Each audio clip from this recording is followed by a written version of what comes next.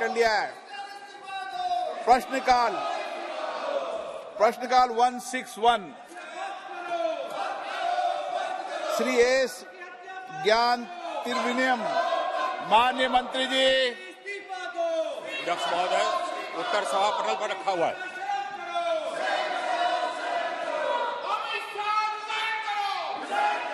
उत्तर सभा पटल पर रख दिया गया। श्री बालशौरी जी। बालशौरी। Yes, sir. Thank you, Speaker, sir. Sir, whole world is racing towards net zero emission and adopting green energy initiatives.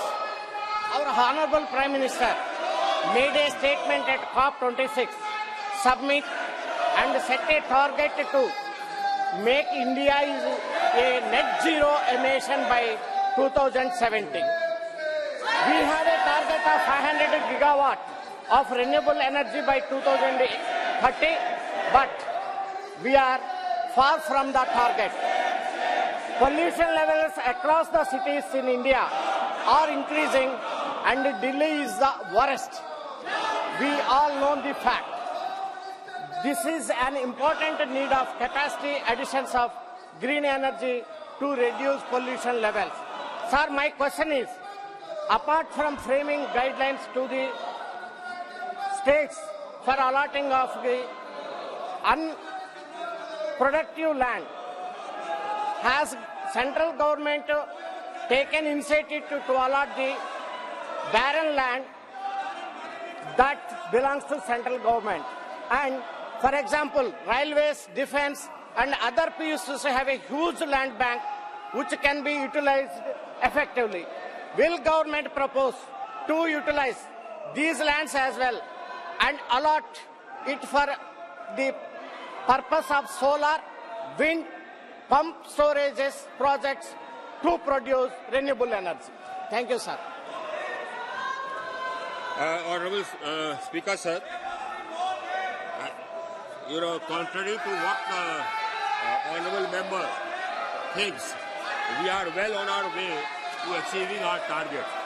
Our established capacity today is 186,000 megawatts of non-fossil fuel capacity, and I have another about 114,000 megawatts under construction.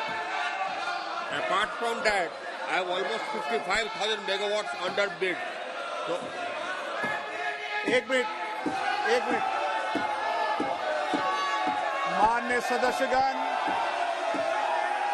जो कल घटना घटी है उस घटना को लेकर हम सब चिंतित हैं और संसद की सुरक्षा की जिम्मेदारी संसद सचिवालय की होती है और हम सब जानते हैं ये सब संसद सचिवालय और क्षेत्राधिकार संसद के अंदर आता है, विशेष रूप से लोकसभा के अंदर आता है।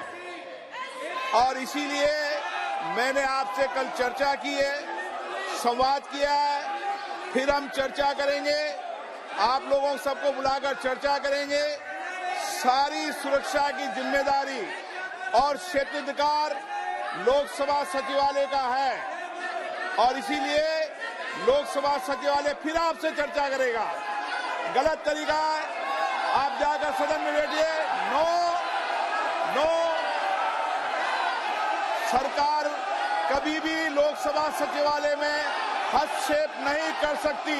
नो, हम करने भी नहीं देंगे। नो, गलत। No. Question number 162 Shri Maluk Nagar ji. Question number 162. माननीय सदस्य, गलत परंपराएं मत डालिए। अध्यक्ष जी, पहले भी ऐसी घटनाएं हुई है, उन सब घटनाओं पर भी चर्चा करेंगे। भविष्य में घटना न हो इसके लिए भी हम और आप बैठकर चर्चा करेंगे। यह हमारा क्षेत्राधिकार है। सबकी सुरक्षा की जिम्मेदारी लोकसभा अध्यक्ष के नाते मेरी है, इसलिए मैं आपसे बैठकर सब चर्चा करूंगा।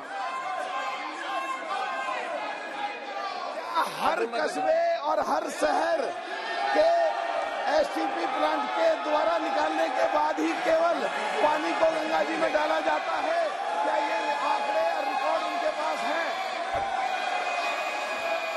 अध्यक्ष महोदय, कल की जो घटना संसद में घटित हुई है, सबने उसको कंडम किया है। बहुत ही दुर्भाग्यपूर्ण घटना है, इसमें कहीं दो मत नहीं है। और आपने इसको तुरंत इसका संज्ञान लेते हुए इस मामले की पूरी जांच का जो है आदेश दे दिया है।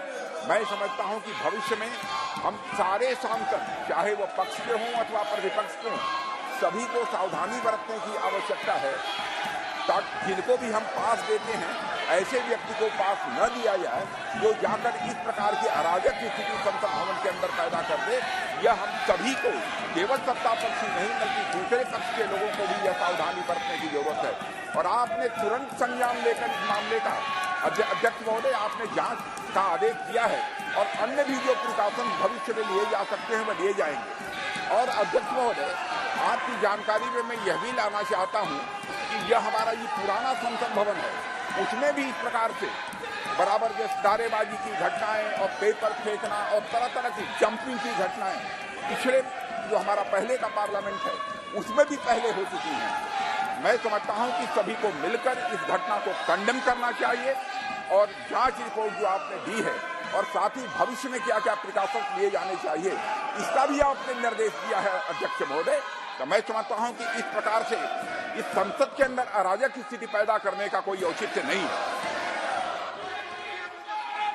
माननीय सदस्य, सर मैं इस बारे में, एक तो जो कल की घटना घटी है वो सुरक्षा से संबंधित, उसमें बदलाव की जरूरत है। और जो लोग इस समय भी राजनीति कर रहे हैं उनको मैं चाहता हूं वो देश के लिए काम करें। साहब, मैं मंत्री जी से पूछना चाहता हूं कि जो गंगा जी हरिद्वार से जहां से निकलती है और आखिर तक जाने में जो पॉल्यूशन से संबंधित हैं, क्या एसटीपी प्लांट के द्वारा ही निकला गया सफाई होने के बाद पानी गंगा में डलता है? क्या पूरे आंकड़े उनके पास हैं? मैं जानना चाहता हूं। माननीय अध्यक्ष महोदय, सम्मानीय सांसद महोदय ने जो प्रश्न किया है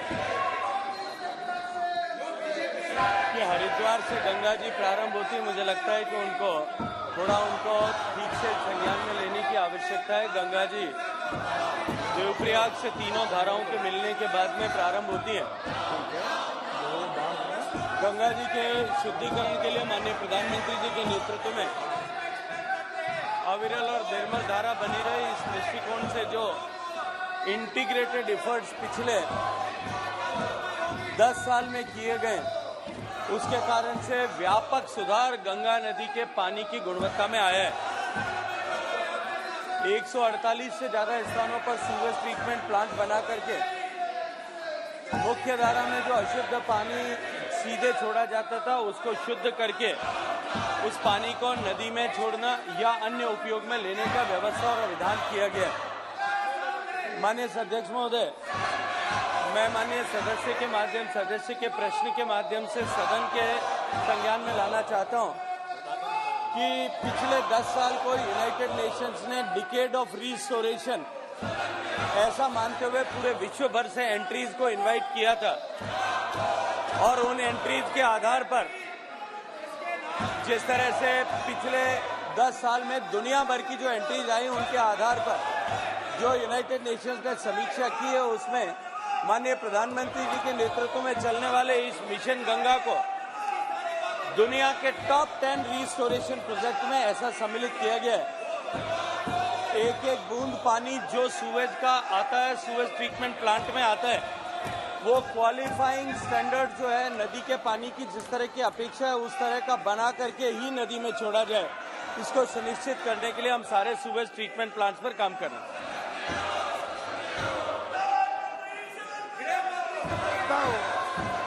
माननीय मंत्री जी से कहना चाहता हूं कि वो तो हमें पता है गंगा जी कहां से निकली है, लेकिन जो एसटीपी प्लांट आपने कौन से पहाड़ पे जाके लगवाया, जरा मंत्री जवाब दे दे मुझ पर आरोप लगाने से पहले।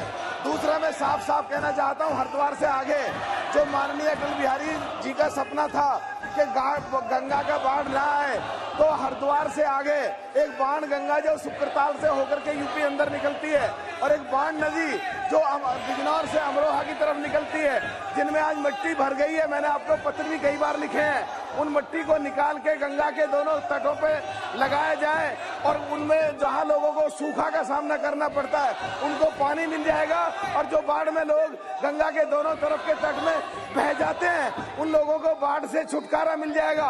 मंत्री जी, मैंने आपको चिट्ठियां लिखी, आपके जवाब भी आए हैं, कृपया करके इसमें विस्तार में बताने की मेहरबानी करें। माननीय अध्यक्ष महोदय, माननीय सदस्य का जो पूरक प्रश्न है वो प्रश्न मूल प्रश्न से संबद्ध नहीं है और न ही प्रत्यक्ष रूप से उस विभाग से संबद्ध प्रश्न है। नदियों में से गाद निकालने का काम और तटों के तटबंधों को सुदृढ़ीकरण का काम प्रारंभिक तौर पर राज्य सरकार का विषय और उत्तर प्रदेश सरकार से अभी इस तरह का कोई भी प्रपोजल भारत सरकार में विचाराधीन नहीं है। श्री संजय सेठ।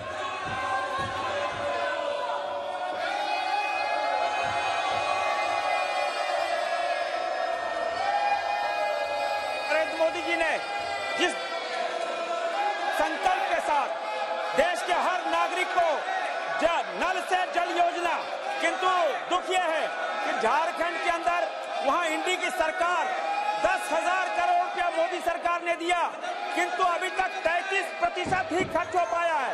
वहां ठेकेदार 100-200 फीट करके बोरिंग करके चले जा रहे हैं, कोई जांच नहीं हो रही है।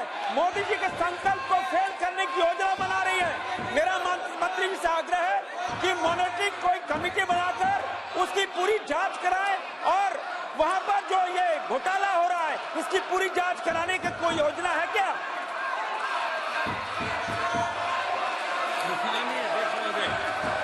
माननीय सदस्य का जो प्रश्न है उस प्रश्न का मूल प्रश्न से कहीं कोई संबंध नहीं है, लेकिन ये तय है कि माननीय प्रधानमंत्री नरेंद्र मोदी जी के नेतृत्व में प्रत्येक घर तक पीने का पानी पहुंचे इस संकल्प के साथ में और माताओं बहनों को पीने का पानी ढोने के अभिशाप से मुक्ति मिले इस संकल्प के साथ में जो योजना प्रारंभ की गई थी उसके व्यापक परिणाम आज दिखाई देने लगे और पिछले 4 साल के इस योजना के कालखंड में जहां देश में केवल 16% घरों तक पीने का पानी पहुंचता था, आज देश में 72% घरों तक पीने का पानी पहुंचना संभव हुआ और देश में लगभग 11 करोड़ माताओं बहनों को पीने का पानी ढोने के अभिशाप से मुक्ति मिली है।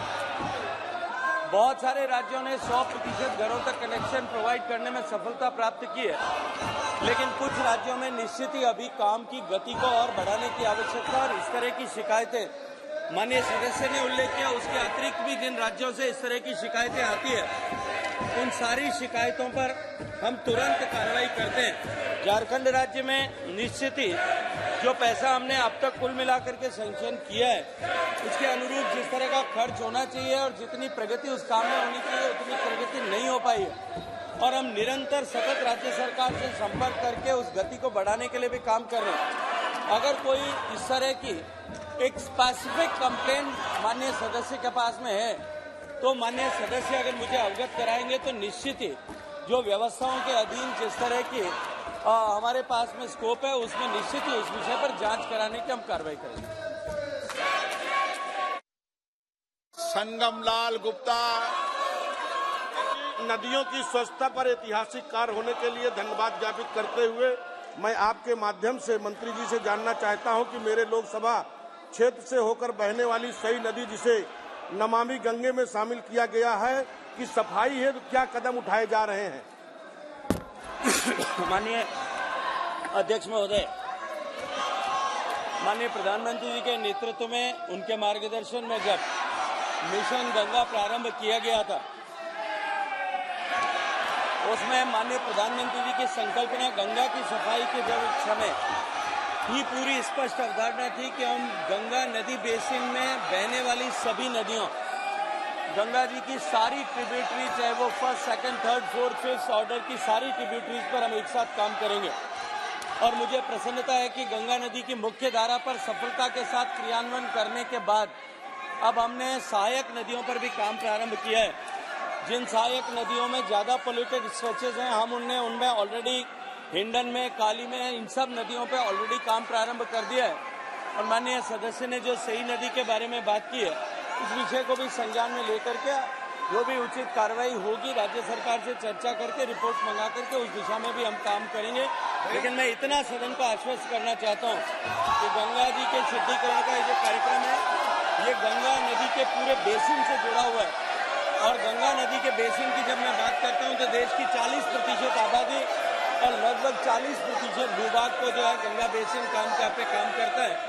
और अब जिस तरह से हमने जो है छोटे-छोटे अंतर क्या रह गया, जो हमने सहायक नदियों पे काम करना प्रारंभ किया, इसका प्रभाव दिखाई देने। TN प्रतापन, डीन कुरियाकोस, EB ईटन, फिर आग्रह करता हूं कि आप सदन में अराजकता नहीं फैलाएं। सदन की कार्रवाई 2 बजे तक के लिए स्थगित की जाती है।